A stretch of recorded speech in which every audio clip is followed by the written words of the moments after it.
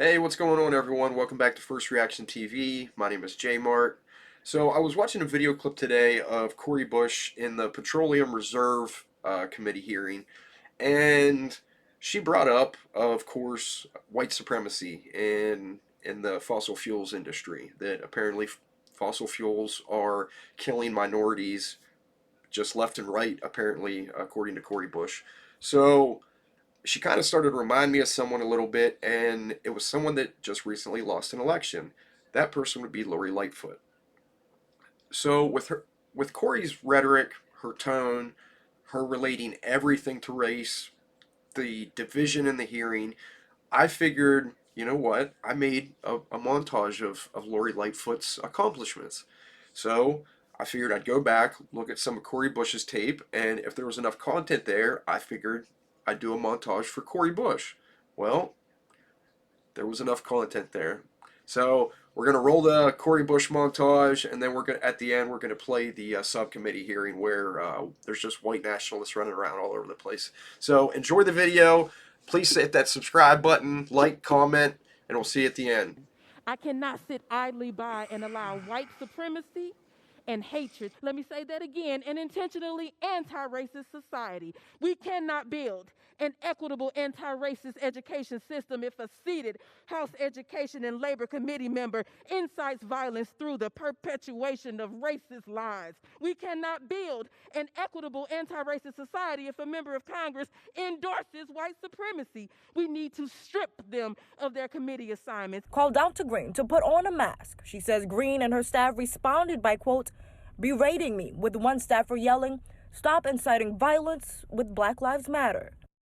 As each week goes by, black girls continue to be murdered by men at a rate of 3 times higher than white women. Lewis and I rise in support of the article of impeachment against Donald J. Trump.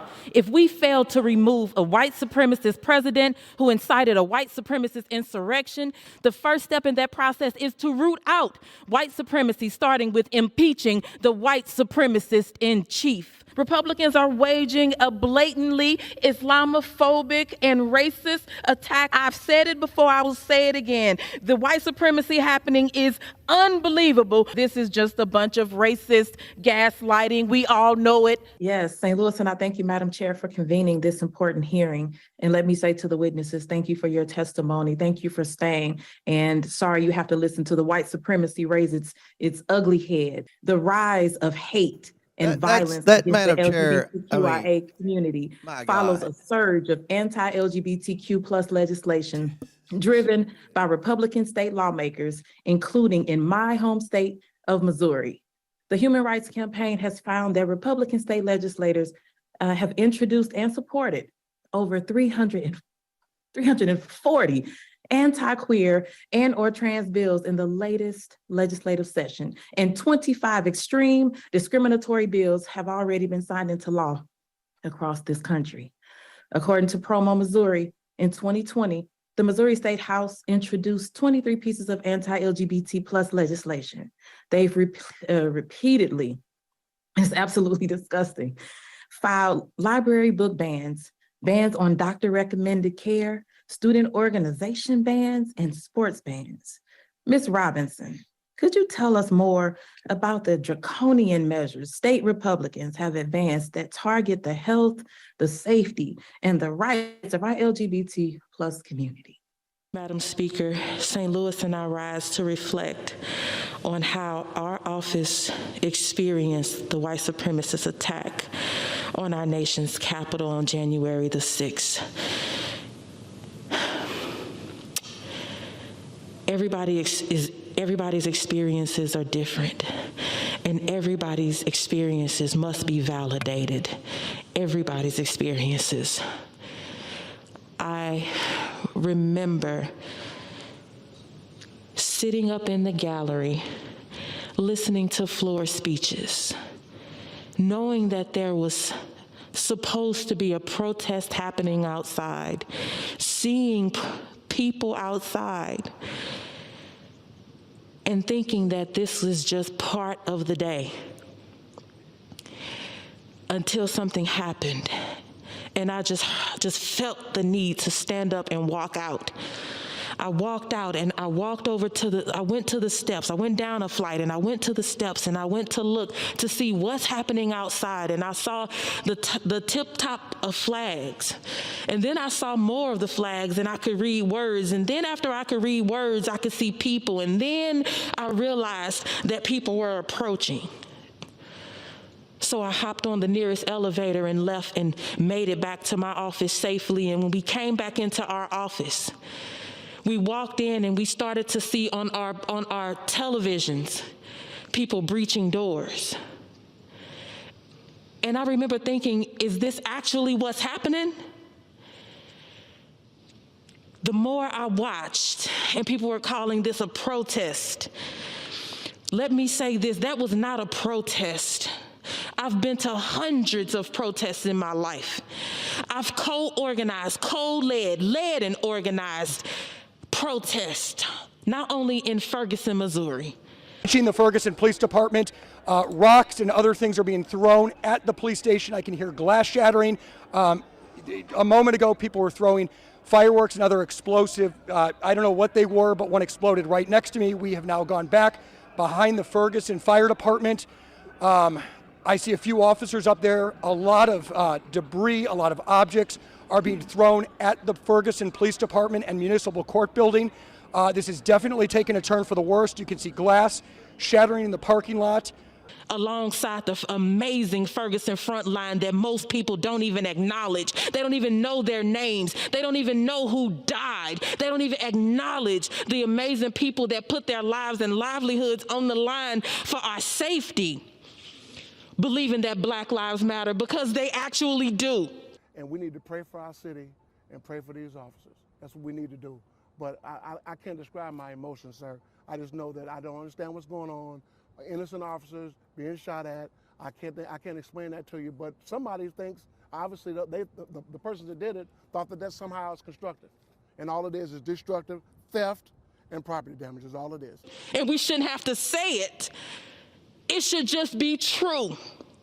But it's not evident in our society when we have to continue to say, my life matters. And then they hit us with things like this. And so I remember sitting in the office with my team and just thinking to myself, I feel like I'm back. At this very minute, I feel like I'm back. I feel like this was one of the days out there on the streets when the white supremacists would show up and start shooting at us.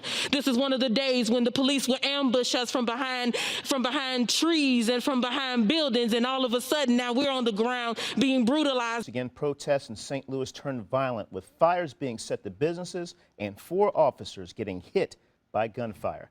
Now here's a look at what's unfolded since we've been on the air here at 4 a.m.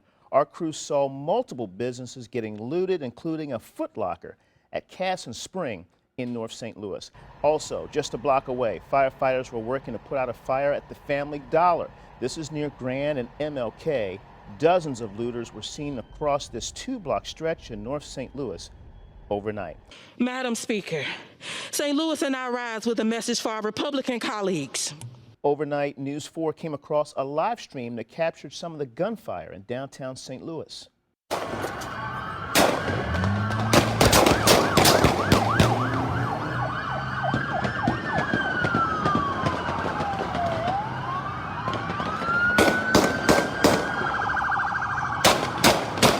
Because if we cannot stand up to white supremacy in this moment as representatives, then why did you run for office in the first place?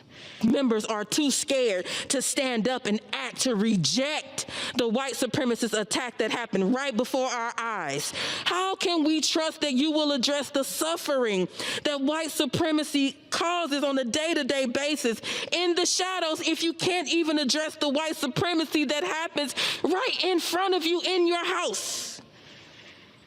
Does your silence speak to your agreement? Is the question. In St. Louis, the COVID-19 pandemic is disproportionately hospitalizing and killing Black and brown people. Well, I've lived that. We have people dying from gun violence, a crisis that stems from decades of economic disinvestment and disruption from an over-reliance on policing that this very chamber has continually voted to endorse. I've cried those tears. You don't know what that's like. So I ask you today, take a moment to think about what it's like to live what we live through.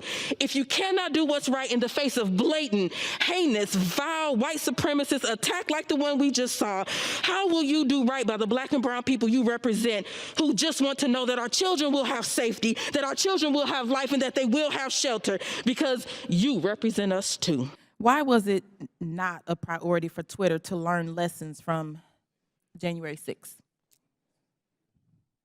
I don't believe you're referring to me. Apologies. I'm the chief legal officer. I did not make that statement.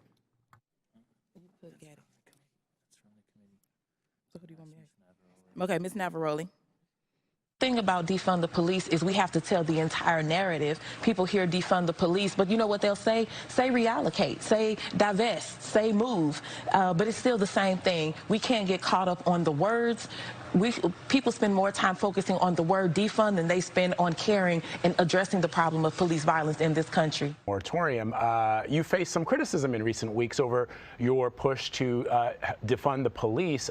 Campaign records show that you spent roughly $70,000 on private security, and some critics say that move is hypocritical. What's your response to those critics? They would rather I die? You would rather me die? Is that what you want to see? You want to see me die? You know, because that could be the alternative. So either I spent $70,000 on private security over the last few months, and I'm here standing now and able to speak, able to help save 11 million people from being evicted, or I could possibly have a death attempt on my life. And we're also talking about the same exact people who say horrible things about me, who lie to build up their base. And then because they lie about me, I receive death threats. Now, they don't address the fact that I receive death threats after they go on air and say horrible things about me. But then they want to say, oh, but she needs private security. I have private security because my body is worth being on this planet right now. I have private security because the white supremacist, racist narrative that they drive into this country, the fact that they don't care that this Black woman that has put her life on the line, they can't match my energy, first of all.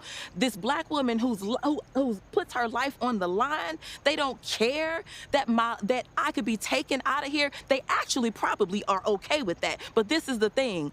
I won't let them get that off. You can't get that off. I'm going to make sure I have security because I know I have had attempts on my life and I have too much work to do. There are too many people that need help right now for me to allow that. So if I end up spending $200,000, if I spend $10 more on it, you know what? I get to be here to do the work. So suck it up, and defunding the police has to happen. We need to defund the police and put that money into social safety nets because we're trying to save lives. What other occupation can do work that's out of their scope and still be propped up to do work that's out of their scope? As a nurse, I can't be the surgeon too.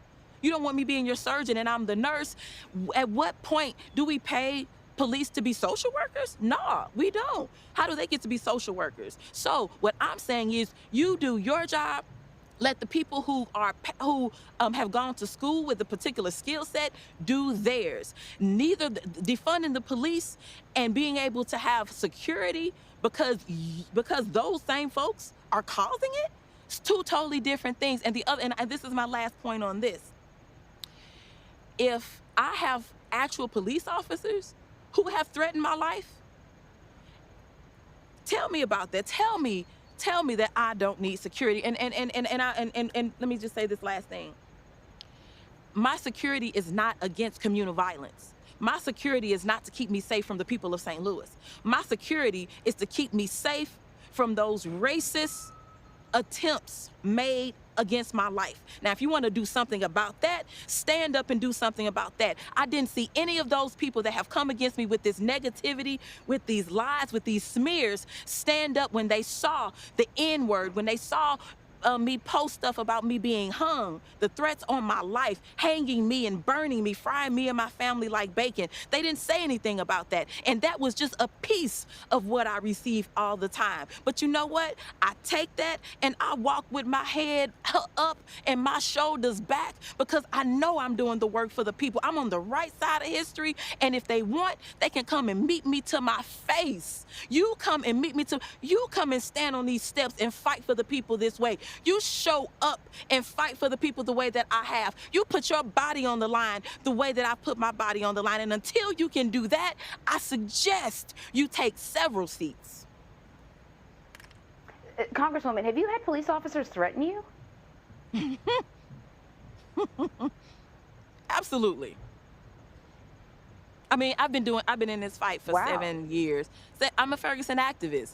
That happened to us. That has happened to us. It's not just me.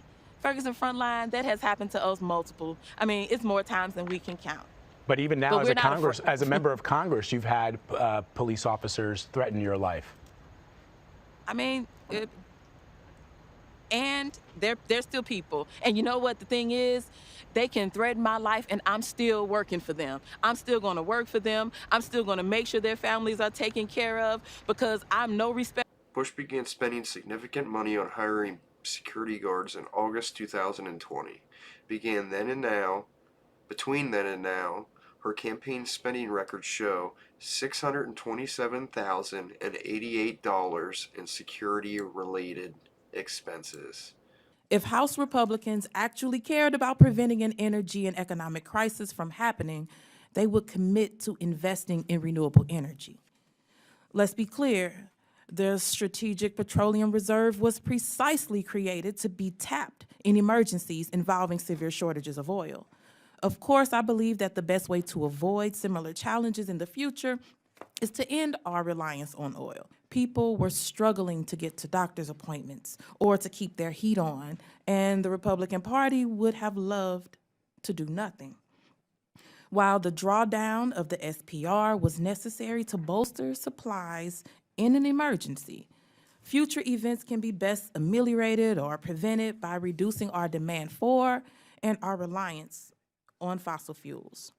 But my Republican colleagues have unironically invited for-profit think tank and oil titans whose expertise is in maximizing profits, especially at the expense of our Black, our brown, and our indigenous neighbors' health, safety, and well-being. One of these so-called energy experts is a philosopher who has previously espoused white supremacist views. For instance, in his 2000 college newspaper, he wrote, quote, "The African and American Studies Department has 23 classes. In many of these classes, African culture is presented Mr. Chairman, not as I demand inferior." the gentlelady's words be taken down. She just called the witness a white supremacist. No, I referred to the words, not to the person, not to him, the words. The gentlelady is referring to the witness's statement and referred The to him words? as a white supremacist.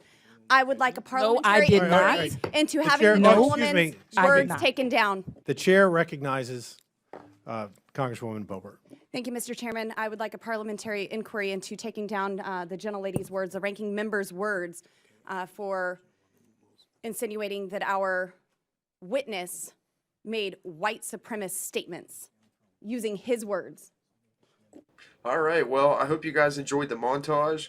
That last part there was a hearing from March 8th, and, you know, pretty much heard the same rhetoric, the same behaviors, the same blame, you know, the Republicans this, Republicans that, white supremacy, and it's just, you know, this stuff's just nonstop. And look, it's great to call that stuff out when it happens. If you catch something like that going on in real life, like, that's great, man. But when you compare everything to that, when everything in your life is that, when the stairs are white supremacists, when the elevators are white supremacists, eventually people stop listening to what you're saying.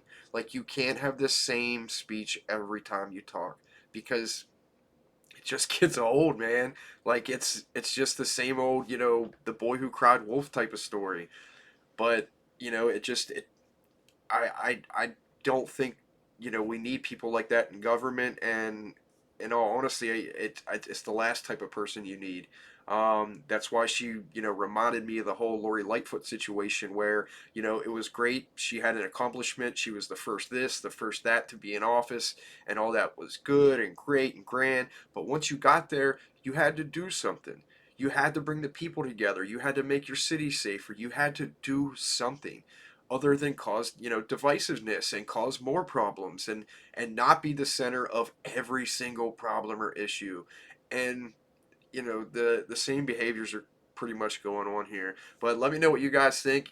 I appreciate you watching. If you made it this far, please hit that subscribe button if you haven't already. Like, comment. If there's something you want me to check out, just leave something in the comments and I'll look into it. All right, thanks for watching, guys.